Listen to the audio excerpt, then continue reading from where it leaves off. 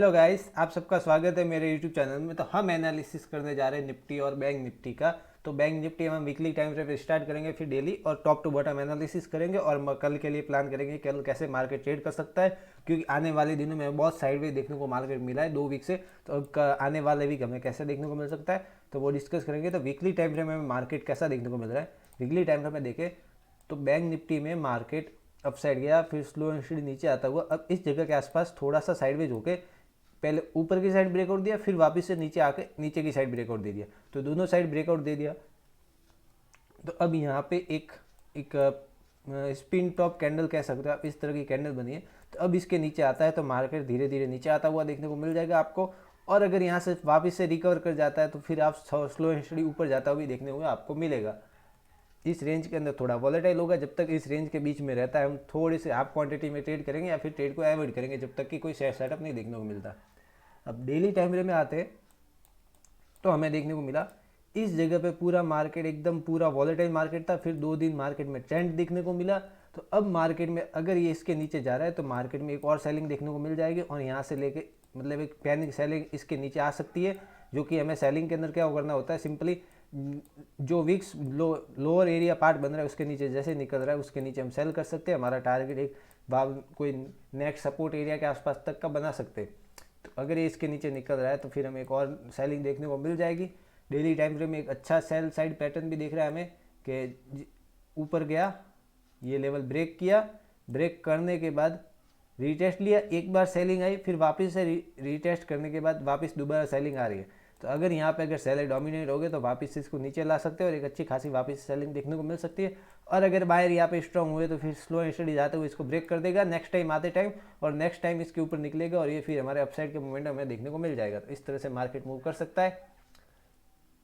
अब एक घंटे के टाइम फ्रेम में देख लेते हैं कि हमें क्या देखने को मिल रहा है। एक घंटे के टाइम फ्रेम में देखें तो हमें देखने को मिल रहा है बैंक निफ्टी में ये एक रेंज बनी थी इतनी सी, ये रेंज कह सकते हो आप। मार्केट इस रेंज के बीच में घूम रहा था, फिर एक गैप अप के जरिए ब्रेकआउट आया बट सस्टेन नहीं कर पाया, मार्केट सीधा नीचे आया और नीचे आने के बाद ये एक फेक ब्रेकआउट बन गया और मार्केट यहाँ से सडन फॉल कर गया। सडन फॉल करने के बाद ये अपना लोअर एरिया भी ब्रेक कर दिया और ब्रेक करने के बाद वापस से ऊपर आया रीटेस्ट देने के लिए। अब ये अगर यहाँ से नीचे आ जाता है तो ये रीटेस्ट माना जाएगा और यहाँ से मार्केट एक बड़ा वापस से फॉल देखने को मिल जाएगा इस तरह से। और अगर यहाँ पे थोड़ा सा अगर सस्टेन कर दिया तो मार्केट वापस से इस चौपी जोन के अंदर घुस जाएगा और मार्केट यहाँ पे थोड़ा सा वापस से साइडवेज होने के बाद फिर किस साइड मोमेंटम दे वो आपको बाद में देखने को मिल जाएगा। अगर ये नीचे आ रहा है तो फिर कंटिन्यूशन पैटर्न होगा और मार्केट यहाँ से बड़ा फॉल देखने को वापस मिल सकता है, तो वो उस चीज़ का ध्यान रखना। अब आ जाते 15 मिनट में कि मंडे के लिए ट्रेड कैसी प्लान करेंगे। तो हमने कुछ लेवल मार्क कर दिए है पहले से। तो अगर मंडे के दिन मतलब कल के दिन इसी रेंज के अंदर खुलने के बाद 41,174 के ऊपर निकल रहा है तो हमें डायरेक्ट 5-10 मिनट इसके यहाँ रुकते अगर निकल रहा है तो हम अब ऊपर साइड के लिए एंट्री देख सकते हैं। हमारा टारगेट होगा 41,323 का। इसके ऊपर निकला तो फिर 41,500 के इस राउंड लेवल के आसपास जो कि रेजिस्टेंस एरिया भी था तो उस एरिया तक का हम टारगेट देख सकते हैं। और अगर इसी रेंज के अंदर खुलने के बाद नीचे आ रहा है तो हम इस रेंज के अंदर सेल नहीं करेंगे, क्योंकि मार्केट यहाँ पे वॉलेटिलिटी क्रिएट करके अगर इसको ऊपर जाना होगा तो यहाँ पे एक रेंज बनाने के बाद भी ऊपर जा सकता है। तो इसलिए हम इस जगह पे सेल नहीं करेंगे, हम सेल करेंगे 41,000 के लेवल के नीचे। इसके नीचे मार्केट सस्टेन कर गया, अगर इसके नीचे आ गया मार्केट वापस से तो मार्केट में यहाँ से वापस से पैनिक सेलिंग देखने को मिल सकती है। इसमें हमारा पहला टारगेट होगा 40,900 का। इसको अगर ब्रेक कर दिया तो फिर हमें 40,700 के आसपास तक का बैंक निफ्टी में डाउन साइड मोमेंटम देखने को मिल जाएगा। इसके नीचे आया तो और भी नीचे आता हुआ देखने को मिल सकता है, 40,500 तक भी हमें फाइनल टारगेट देखने को मिल सकता है अगर इसके नीचे निकला तो। ऊपर की साइड में हमें ये टारगेट देखने को मिल सकता है, फिर इसके ऊपर जाता है तो फिर प्राइस एक्शन देखने के बाद हम टारगेट बना सकते हैं। बाकी इस रेंज के अंदर रहेगा तो अवॉइड करेंगे। गैप अप और गैप डाउन में क्या करेंगे, जैसे कि मैं इंडिया क्या कहते हैं एचजीएक्स निफ्टी देखूँ तो अभी मुझे 56 पॉइंट गैप अप दिखा रहा है, मतलब कि ये इन 150 के 150 पॉइंट के आसपास गैप अप खुलेगा। तो इतने गैप अप में हम क्या करेंगे, अगर देखेंगे अगर गैप अप खुलने के बाद मार्केट डायरेक्ट अपर साइड जा रहा है तो हम एंट्री अवॉइड करेंगे, क्योंकि मार्केट इस तरह से ऊपर जाएगा तो फिर यहाँ पे एक वॉलेटिलिटी क्रिएट हो करने के चांसेस ज़्यादा होते हैं। तो हम सिंपली वेट करें। अगर गैप अप खुल के यहाँ रुक जाता है और एक रेंज बना देता है, रेंज बनाने के बाद 12 या 11 बजे के आसपास अगर ब्रेकडाउन दिया इसके ऊपर का, तो फिर हम अपसाइड के लिए एंट्री देख सकते हैं और वापस से एक अपसाइड का टारगेट हमें देखने को मिल जाएगा।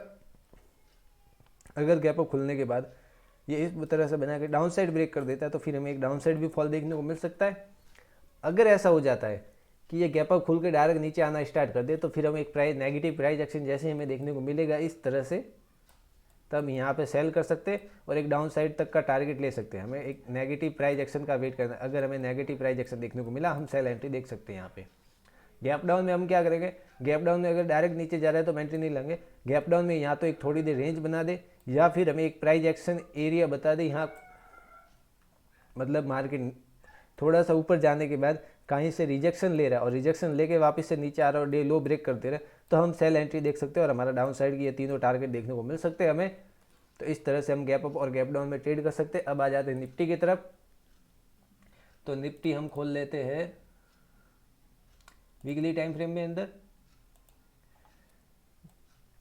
तो निफ्टी में हमें देखने को मिल रहा है कि मार्केट ऊपर गया, नीचे आया, थोड़ा देर साइडवेज हुआ, फिर एक बड़ी सेलिंग देखने को मिली, वापस से मार्केट ऊपर जाने की कोशिश किया। अब यहाँ पे एक डोजी कैंडल या स्पिनिंग टॉप कैंडल आप कह सकते बनाया है, तो ये लगभग बुलिश कैंडल का ही इंडिकेशन है कि यहाँ पे ऊपर साइड जा रहा है, एक मार्केट हॉल रही है, इसके बाद ऊपर जाएगा और मार्केट एक अच्छी वापस से बुलिश मोमेंटम देखने को मिल सकता है।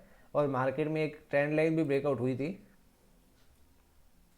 डेली टाइम फ्रेम में वैसा सीनरी बना है, मैं आपको दिखा देता हूँ। ये ट्रेंड लाइन थी, ये ट्रेंड लाइन मार्केट एक टॉप से सेलिंग आया, फिर वापस से ऊपर गया, ट्रेंड लाइन को टच किया, वापस से नीचे आया, मार्केट साइडवेज हुआ, वापस से टच किया, यहाँ पे सेलिंग देखने को मिली, वापस से मार्केट नीचे आया, फिर वापस यहाँ आने के बाद थोड़ा एक डब्ल्यू टाइप का पैटर्न बनाने के बाद मार्केट साइडवेज होता ऊपर गया, तब इसको ब्रेक कर दिया। ब्रेक करने के बाद मार्केट अब इसको रिटेस्ट करने आया है और रिटेस्ट एरिया से बाइंग भी देखने को मिली है, इसलिए यहाँ पे एक स्पिनिंग टॉप या डोजी टाइप का कैंडल बना है जो कि इस एरिया के आसपास है, ये एरिया के आसपास। तो यहाँ से ये 3 बार टेस्ट करने के बाद अब चौथी बार में ब्रेकआउट देके रिटेस्ट हुआ है। तो अब अगर ये एक क्रूशियल एरिया अगर यहाँ से ऊपर साइड जाता है तो मार्केट का ट्रेंड अप साइड का बन सकता है। अगर यहाँ पे आने के बाद नीचे आ जाता है, इस एरिया के नीचे अगर कैंडल क्लोज दे देती है तो फिर हमें एक वापस से सेलिंग देखने को मिलेगी और इसका लो भी लगभग ब्रेक हमें 17,400 के भी नीचे आता हुआ निफ्टी देखने को मिल सकता है आने वाले दिनों के लिए। तो इस ट्रेंड लाइन का इतना काम था। अब 1 घंटे के टाइम फ्रेम हम देखेंगे तो हमें क्या देखने को मिलेगा, मार्केट ऊपर गया था लोअर हाई हायर हाई बनाते हुए वापस से नीचे आया। तो अभी ये लोअर लो को तोड़ नहीं पाया, इस एरिया के आसपास सस्टेन करा है। अगर ये इसके नीचे जाता इस तरह से तो यहाँ पे एक लोअर हाई, एक हेड एंड शोल्डर टाइप का पैटर्न भी बन जाएगा और मार्केट में यहाँ से एक अच्छा खासा फॉल देखने को भी मिल सकता है। तो हमें 17,880 के आसपास, ये जोन के आसपास वेट करना। अगर ये ब्रेक कर देता है तो मार्केट नीचे आ सकता है। अगर यहाँ पे सस्टेन करके वापस से ऊपर चला जाता है, एक डब्ल्यू पैटर्न भी बना सकता है, या फिर यहाँ पे एक स्लो स्टडी प्राइस एक्शन बनाते ऊपर जा रहा है तो मार्केट वापस से ऊपर जाता हुआ देखने को मिल सकता है। अब आ जाते हैं 15 मिनट के टाइम फ्रेम में। 15 मिनट में देखें तो मार्केट में यहाँ पे डब्ल्यू पैटर्न बना के मार्केट ऊपर की साइड ब्रेकआउट देके एक कैंडल क्लोज दिया है मार्केट, तो यहाँ पे डब्ल्यू पैटर्न बना है और ट्रेंड लाइन का ही सपोर्ट लिया। सपोर्ट लेने के बाद वापस से डब्ल्यू पैटर्न बना के उसके थोड़ा सा ऊपर क्लोज दे दिया। तो अब अगर कल के दिन इसी एरिया के आसपास खुल जाता है, यहाँ पे इसी एरिया के आसपास खुल जाता है 17,950 के आसपास, इस एरिया के आसपास खुलने के बाद 5-10 मिनट, ज़्यादा टाइम नहीं, 5-10 मिनट रुकने के बाद अगर ये कैंडल निकल रहा है तो फिर हमारा अपसाइड की ओर एंट्री देख सकते हैं और हमारा टारगेट होगा 18,016 के आसपास तक का। इसके ऊपर अगर फिर प्राइस एक्शन बनाते हुए निकल रहा है तो फिर 18,074 के आसपास हमें अपसाइड टारगेट देखने को मिल सकता है। अगर ये नीचे आ रहा है और प्राइस एक्शन बनाते हुए और ये 17,890 जो लो है कल मतलब फ्राइडे का, उसके नीचे अगर कैंडल क्लोज दे देता है तो फिर हम एक डाउन साइड एंट्री देख सकते हैं और एक हमें साफ सेलिंग भी देखने को मिल सकती है जो कि 17,813 का लेवल होगा। इसके नीचे आया तो फिर और भी नीचे जाता हुआ देखने को मिल सकता है। और गैप अप और गैप डाउन में क्या करें, और इस रेंज के बीच में रहता है तो अवॉइड कर सकते हैं क्योंकि मार्केट फिर यहाँ पे एक बेस एरिया भी बना सकता है। मार्केट यहाँ पे बेस एरिया बनाएगा, बेस एरिया बनाने के बाद अपसाइड के लिए ब्रेकआउट बना सकता है, तो इस तरह से भी मोमेंटम कर सकता है। गैप अप में क्या करेंगे जो कि हमें देखने को मिल सकता है, गैप अप एचजीएक्स निफ्टी के हिसाब से अगर गैप अप खुल जा रहा है 50-60 पॉइंट के आसपास तो गैप अप खुलने के बाद हम वेट करेंगे। डायरेक्ट अगर इस तरह से जाने के बाद यहाँ पे एक रेंज बना दे रहा है, अगर इस एरिया के आसपास रेंज बनाने के बाद ब्रेकआउट आया तो फिर 18,074 के आसपास 12-1 बजे का ब्रेकआउट के बाद हम एंट्री देख सकते हैं। तो यहाँ पे हमें एक मोमेंटम देखने को मिल जाएगा। अगर ये गैप अप खुलने के बाद डायरेक्ट अपसाइड जा रहा है तो फिर हम एंट्री अवॉइड करेंगे, उस दिन पे फिर मार्केट में हम बुलिश एंट्री नहीं देखेंगे। अगर इसी एरिया के आसपास खुलने के बाद डाउन साइड आ जा रहा है तो फिर हम एक नेगेटिव प्राइस एक्शन देखने के बाद सेल एंट्री भी देख सकते हैं। और गैप डाउन में हमें क्या करना है, गैप डाउन में अगर यहाँ खुलता है, खुलने के बाद डायरेक्ट ब्रेक कर रहा है, तब हम एक वेट करेंगे एक पुल बैक का। जैसे ही एक पुल बैक आएगा, मतलब ये जैसे ब्रेक डाउन दे दिया तो मार्केट ऑलरेडी इतना मतलब लेवल यहाँ से इतना ट्रैवल कर चुका होता, तो इतना ट्रैवल करने के बाद मार्केट डायरेक्ट ऐसा सीधा सीधा फॉल करना थोड़ा मुश्किल होगा, तो हम वेट करेंगे। अगर गैप डाउन खुलने के बाद मार्केट रीटेस्ट देने आ जाता है, मतलब यहाँ पे फॉल आएगा, फिर एक स्लो एंड स्टडी एक सेलिंग एरिया के आसपास आएगा, यहाँ पे हमें एक रिजेक्शन जैसे ही देखने को मिलेगा, हम इस एरिया के आसपास एंट्री ले लेंगे और हमारा टारगेट होगा 17,813 के आसपास का। इस तरह से हम एंट्री देख सकते हैं निफ्टी के अंदर। बाकी मैंने आपको बता दिया, इस रेंज के अंदर होगा तो अवॉइड करें। अगर वीडियो पसंद आए तो वीडियो को लाइक कर देना और डेली एनालिसिस के लिए सब्सक्राइब कर देना।